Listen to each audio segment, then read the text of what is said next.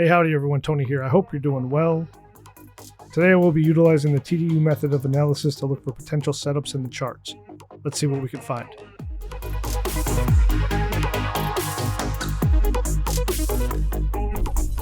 First, if you want to learn more about the TDU method, check out the site. If this video is helpful or you learned something new, please like and subscribe to stay updated with my analysis. Now let's dive into it. Hey, how's it going, everybody? Let's get into it.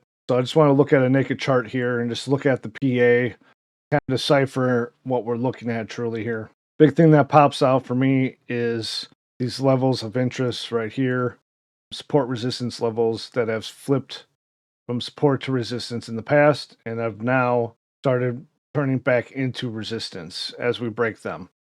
I know this is some boomer TA support resistance levels. We're always looking for as much confluence and we're looking for what works. In this situation, I think it's apparent that levels do play a role within this price action that we're seeing here. We can look to the left and then draw a line to the right, and we're getting reactions at certain areas. Of course, it's not going to be to the tick every time. The market is messy, so it's going to front run and it's going to throw over sometimes. But I think it's pretty apparent here that we have levels of interest that have flipped from support to resistance in the past and are doing it right now.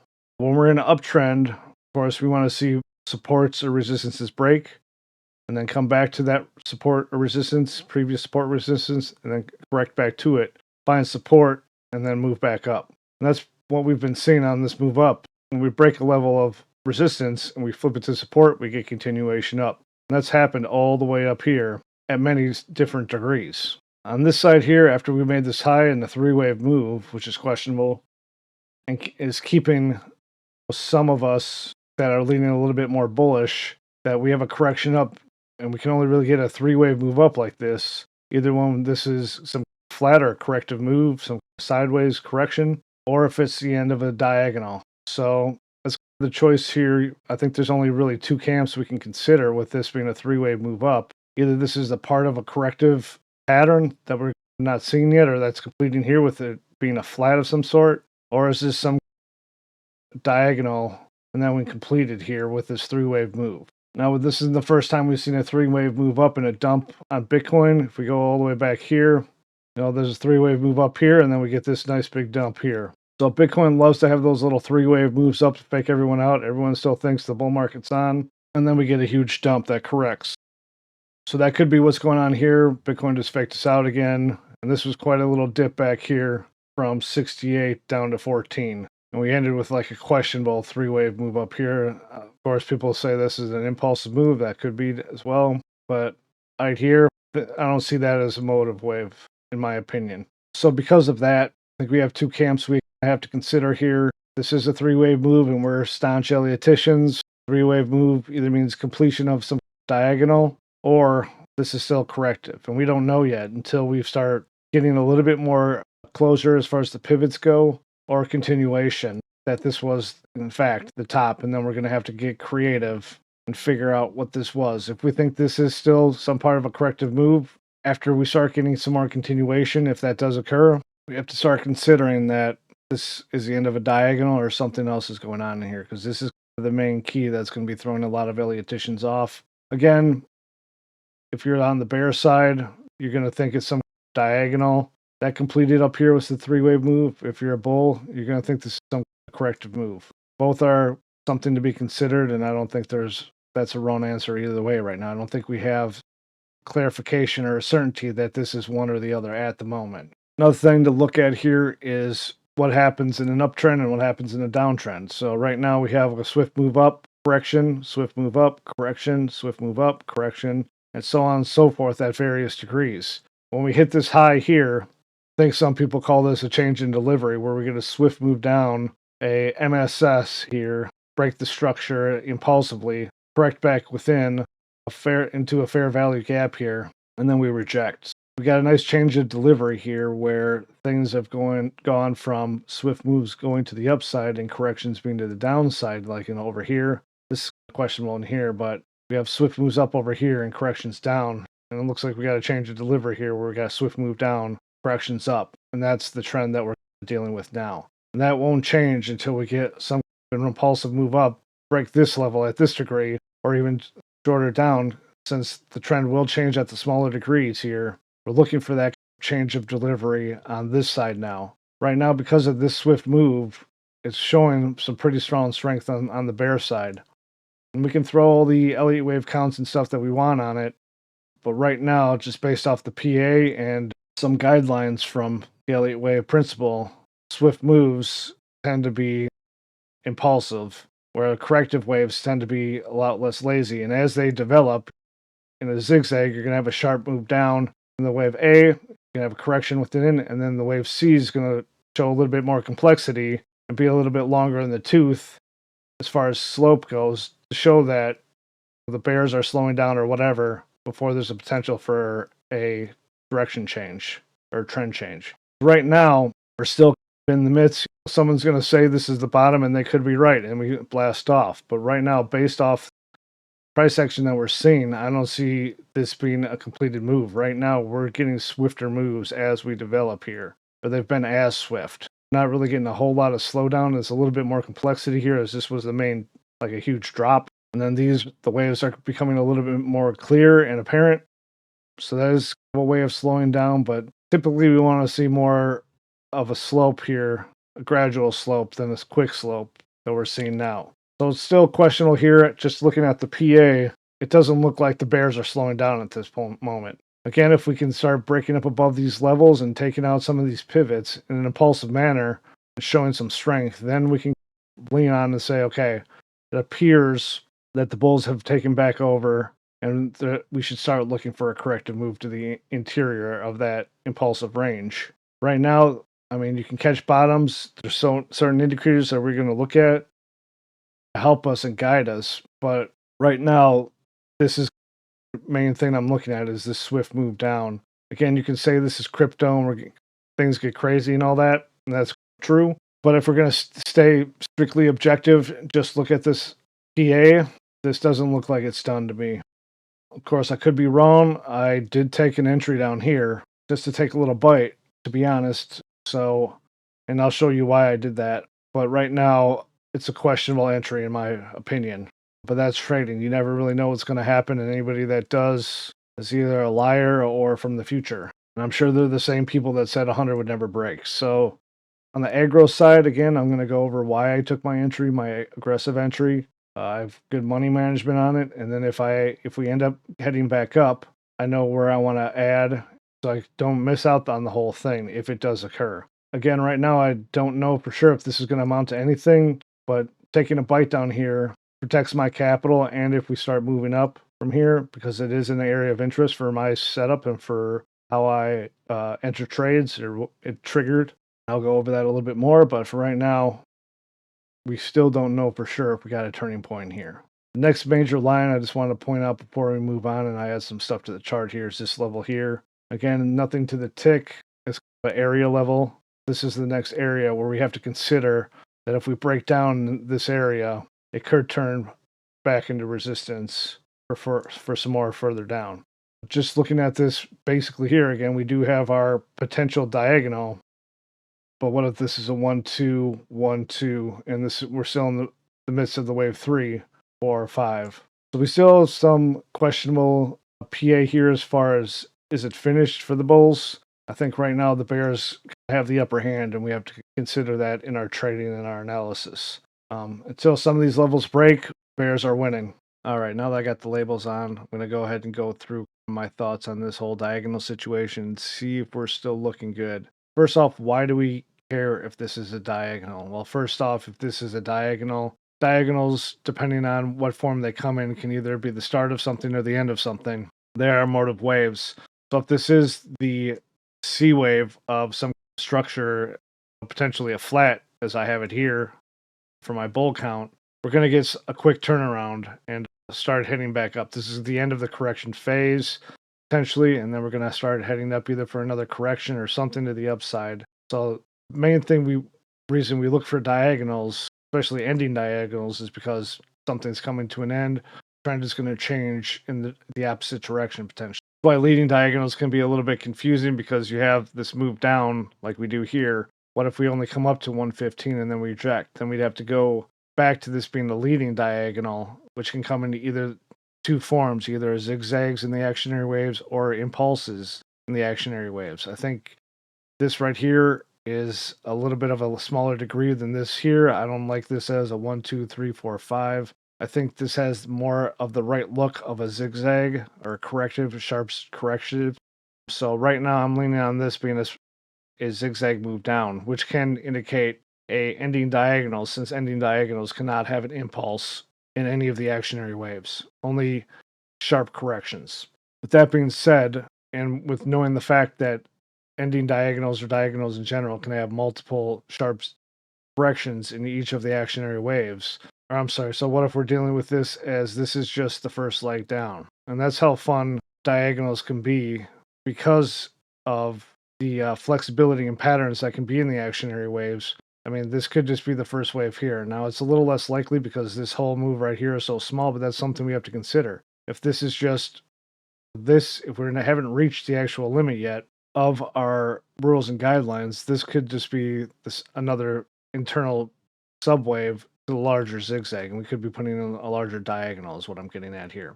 That is a possibility. Of course, with Elliott Wave, we have to look at all the different patterns and contexts to see what is the most probable outcome.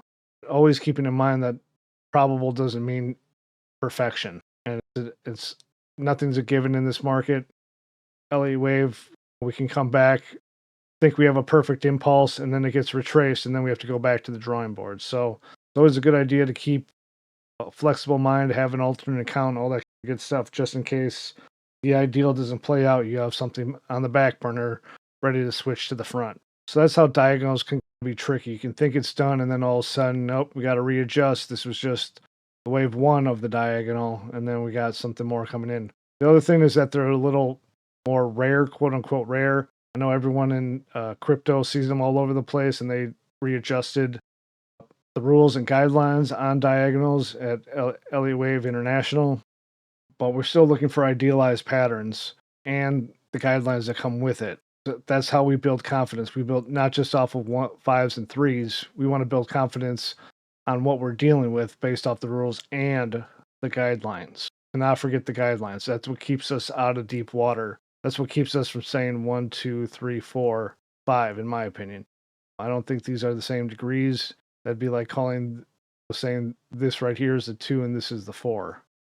Something to that effect. We're looking for the right look. We're looking for alternation. We're looking for all the other guidelines that we can use at our disposals per the pattern, nail down exactly what we're dealing with. And even if we do that, there's always that potential that it's not going to work out in the end. And that's why it's important to look for an idealized pattern in the PA, because then you have a higher potential chance of it to play out as it's been documented in the past from all the data points that Elliott Wave International and Ralph Nelson Elliott put together in the beginning. So by not considering the guidelines, you're missing a huge chunk of Elliott Wave and building confidence within Elliott Wave. And that's why a lot of people have issues with Elliott Wave, is because it could be this, could be that, depending on who you talk to. If you stick to the rules and you stick to the guidelines, you're going to have a lot less trades and you're going to have higher probability of that pattern playing out in the idealized fashion, if you will. Just my opinion, but that's why we have to look at this pattern with such a microscope on it, because it's such a complex pattern. It's not a for sure thing. It's not as brain dead as seeing a huge impulsive move up with a wave 3 in the middle, and then we're coming down correctively, something like this. This is a more complex pattern. Because it's so complex and it's so quote unquote rare, especially in the wave C of a correction, we have to take this with a grain of salt. Now, of course, it could play out perfectly, but we haven't seen any of that yet. So anything without knowing that this pattern has completed or a pattern has completed is just conjecture until we get a pivot taken out or an extreme taken out here in the form of the limit reached for one of its rules.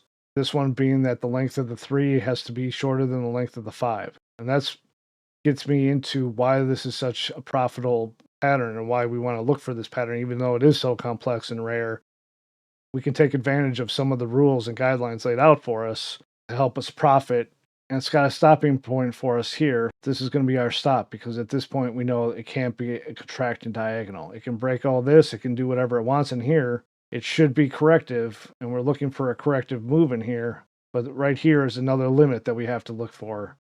This invalidates the diagonal, so this is going to be where your stop is, because at that point you're wrong that the pattern is a diagonal and that it's time to reconsider. So that's why this pattern can be such a profitable trade. Typically at the end of a diagonal, it's either going to be the start of something or the end of something, and either way, as soon as this pattern is complete, we're going to get a move in the opposite direction. So knowing the direction is going to be the key, and then knowing where your stop is going to be the other key that helps, and that's all you need to set up a trade plan. So right now the trade plan would be putting a stop underneath here, which is the limit allowed by the rules for this pattern, and that we're looking for a move back up in the opposite direction.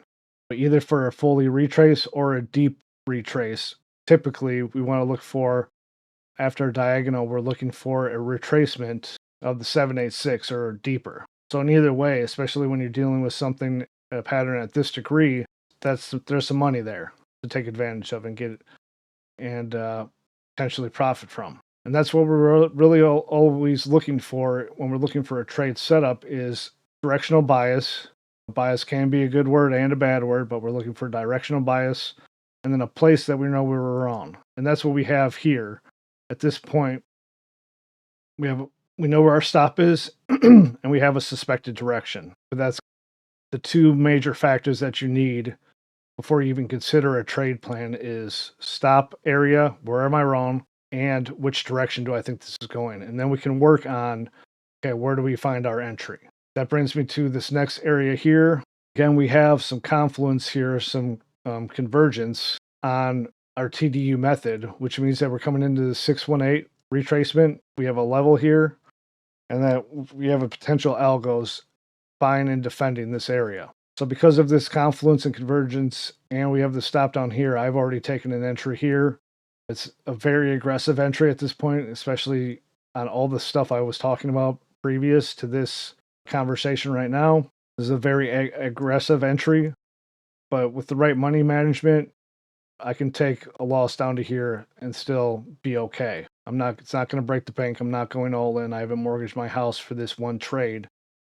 I'm taking a little bite here. If we get some movement up, we break above here, guess what? I'm going to be looking for a correction, and then we continue on the game of adding as we see our potential idealized trade play out or directional bias play out, if it does so. So that's right at this time why I've taken a little bit of a bite here.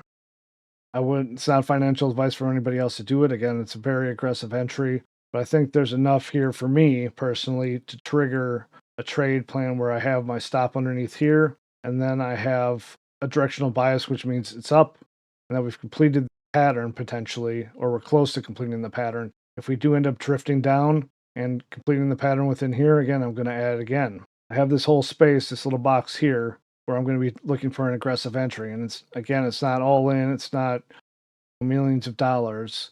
Taking little bites as we come down, and if I'm wrong, that's fine. I have other trades to offset this. I have other avenues, and it's an acceptable loss in my opinion for what the risk reward is. If we put an actual risk reward on this, let's say I entered here, put that there. We're looking for at least a 618. We're already at 2.8. So if we're using our Elliott Wave brain and our guidelines and outcomes of what we would expect after this pattern, we're looking for at least 115, which gives us a 3-1 risk to reward. So everything adds up here for an entry.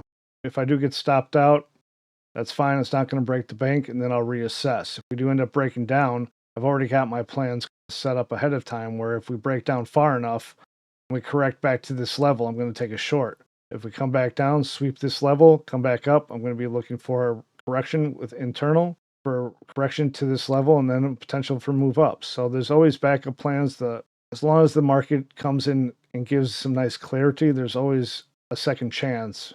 And so if I'm wrong here, guess what? I'll be looking for the next setup, whatever form that prints. But enough coping and covering my ass if this doesn't work out. I did take an entry down here. I'm hoping that this holds. If it doesn't, I got backup plans and it's not going to break the bank. If it does work out, What I'm looking for is a nice swift move up, breaking 100K, which is a huge level that we broke down. And we found some resistance here at the smaller degree. So that's the first step that I'm looking for at the larger degree here is a break back above 100 in an impulsive manner with a MSS. And then we get a correction within internal to that impulse before we get a move and continue on. Going to be a lot of people calling for the end here. Everyone was very confident at 100 that we were going to hold that. Everyone was confident that we'd be going up to 150. So everyone's wrong in this game, and that's just the way it is. And so going blindly off of what other people are saying or considering or their charts may not be the best route. And we're looking for actual price action triggers to help us gain clues in finding clarity and in finding a potential trade setup. And that's all we're really doing. We're not trying to tell the future. We're not trying to catch the bottom tick every time. We're looking for clues in the price action that give us confidence in entering a potentially profitable trade. That's what we should be doing. So with all that being said, again, my cloud entry's down here, so I can say I caught the bottom if it does turn out. If it doesn't turn out, I'll just quietly not say anything and move on with my day and look for another entry for continuation. But at this point, again, what I was saying before with the naked chart, we still have this sharp move that we have to contend with. If we go further down here, my previous level, I initially had it as like 1, 2, 3, 4, 5, and we were completed here potentially. Now we got the second move down and reaction off of the 618 to the tick practically, which is a good sign. We got a couple of chances of people going in there. This does give us some equal lows though, so that is questionable. It is the weekend, all that kind of stuff. Even though ES ripped, took Bitcoin with us just a little bit, and then we bearishly went down and swept that low. So hopefully over the weekend, Bitcoin plays catch up with ES and we get a little bit of a wake up and break some of these pivots to help us identify that there's a potential for at least an internal correction back up to this level. Right now, we still have lower highs and lower lows. So we're still looking for a pivot and the delivery here. Because right now we have no proof that the bulls are back in control. So just by looking at this chart, I don't think that we're 100% complete. If we keep our Elliott Wave objective glasses on, I think we still have a potential for another low. And this could complete this diagonal as it is right now. So if we put this up to, let's see, so we'll do A, B, C. If we want to have our bull copium on, and then we're still within the diagonal limit. Now we're getting pretty close here, so that's always a questionable thing, how far we want to push it. But if we get some nice sideways here, and we scoot down there and complete this potential 1, 2, 3, 4, 5, I think that's a good look. And that'll actually give us some nice clear clarity on this pattern being completed potentially. Of course, since we have the swift move down here and we're probably way past the 1-to-1 at this point, this could just be a 1, 2, and then we're looking for a 4 or 5 yet at this larger degree, which would push us a little bit further down than we want to see. So put that on. So yeah, we hit the 2. So this could be either an A, B, C coming down, but realistically, if we're going to put our objective Elliott Wave hat on, I think there's a potential that this is just a wave 3 down, and that we're going to be coming in for another wave 4 and then 5 down. So the completion of a 3-wave move down is all that we really need to complete this potential diagonal, and that's the hopium at this point. We finish a nice zigzag move down here. We get a bounce out of an area of interest, impulsive move up, correction internal, continuation potentially. Now, of course, there's a bit of hopium on this. We broke the base channel. We have swift move down. We're getting going past the most likely target for wave 3. So I think not considering that this is an impulse is a fool's errand, and we definitely need to keep an eye on that. The weekend price action and price action in general, I mean, again, the Elliott Wave doesn't have to play out ideally. We could just get a blast up out of nowhere, some news gets posted, what have you, and we're going to get a blast up and we're going to have to correct from there. But right now, I think these are the two accounts that we have to keep an eye on, either A, B, C, and we get a potential sideways here, one more move down closer to the area of interest before we get a blast up, or this is another impulsive move down, and that we're looking for something else that's coming.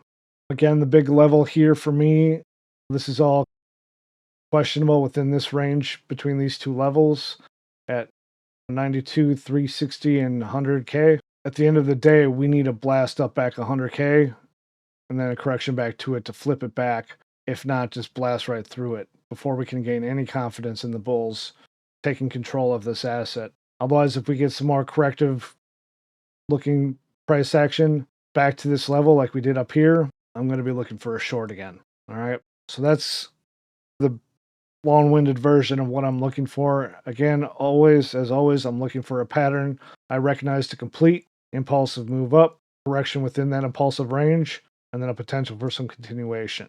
Until that happens, we could still be floating down and feathering down to who knows where. Right now, the bulls have no control. We haven't put in any higher highs or higher lows as of yet. Hopefully, this is the first step here. We got a nice finish here. Could be at 1, 2, and then we're going to head back up. So, watching this area down at 95. If 95 can hold nice and good, we get a move up. Then I'm going to be looking for potential in the change here. If we end up going sideways over the weekend, I wouldn't be surprised to see a move down here for a potential of a wave 5 at the smaller degree, and then either move back up or another 4 before we get further move down, and then the diag definitely comes into question, both because of the structure that's being printed and because of the diagonal limit here. All right, so as to not be tunnel visioned into believing this is a diagonal, we're going to look at some other alternate counts here. One thing that's fun with Elliott Wave is that they give you textbook patterns, and you're supposed to look for those patterns in a turbulent, sloppy market. So one exercise I like to do is just look straight up at this pattern here in the PA and see what we get and see which matches it the best. So just looking at these without being condescending, I mean, I don't know how else you would count. This looks like a zigzag to me. I was counting this as a 1, 2, 3, 4. I think the separation between the 2 and the 4 is of note, but I think disregarding that this has such a big move up here compared to this and not considering this as a wave B or the next wave of some kind would not be a good idea.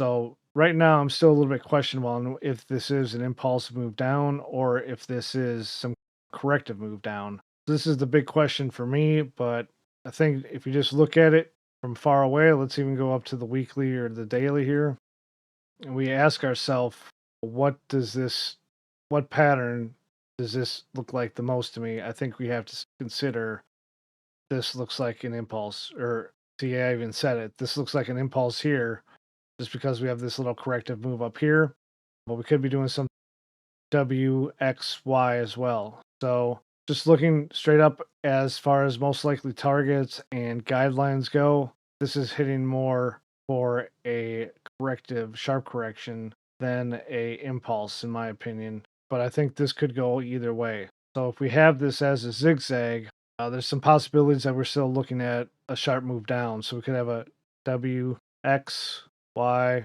X, Z, or something to that effect. Now, in WXYs, or complex corrections, as they call them, such as double zigzags, triple zigzags, and all that stuff, we need simple patterns in these areas here. If we don't have a simple pattern here, that's something else to consider, and that knocks this potential move off of the table as far as the possibility goes. So even if I put this in like this, we're still within the confines of the base channel or the corrective channel here for this possibility. I could also see this as potentially 1, 2, 3, 4, 5, correction up, and then we have a 1, 2, 3, 4, 5. We have some overlap here, expanding diagonal. Again, that's more of a far reach just because of how rare they are, especially the expanding version and especially in the ending wave of a corrective pattern. This is another possibility that we could be putting in something like this as far as the ABC goes. We would have the impulsive move here,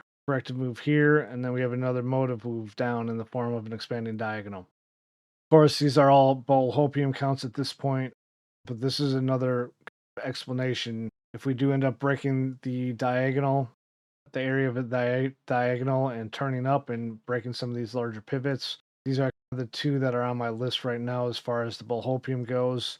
It's still corrective in some form, and we're still correcting down the internal move from 70 up to 125, which is from here to here somewhere. So if we go ahead and put a channel on here, of course, we're still in the confines of this channel, so there's still a possibility we're putting in some corrective move. If it is some triple zigzag, again, we're going to be looking for another B wave and some slope here to cool off a little bit. So right now, if we have W, X, Y, X, I think we're still looking for a corrective move up, something like that. So this would fit in with the 100K rejection. So if this does complete in some impulsive move down here, and then we get a corrective move back up to 100K, this could be the end of it. And then we would complete a W, X, Y, X, Z. And then we do get the slowdown we're looking for. We have a swift move in the A, and then correction, and then we get a nice slope here that fades a little bit more instead of being a straight shot. I think that would add on to our confluence that we're getting slowdown in the actionary waves of the correction. And that would still keep us this larger degree here, move up if this is a motive wave, and then puts us closer to like the 90, 86K area. And then finally, the most bearish outlook on this is that we got cheated up here, something weird happened up here, then we got an impulsive move down, and that we're correcting, and we're going to just keep on dumping down to Doomtown. So that's a long-winded version of what I'm looking for here on Bitcoin. If you have any questions, concerns, considerations, let me know in the comments. If not, I hope you learned something new. If you did, like, subscribe, do all that fun stuff for me. Thanks for watching. Trade safe, trade clarity. Take it easy.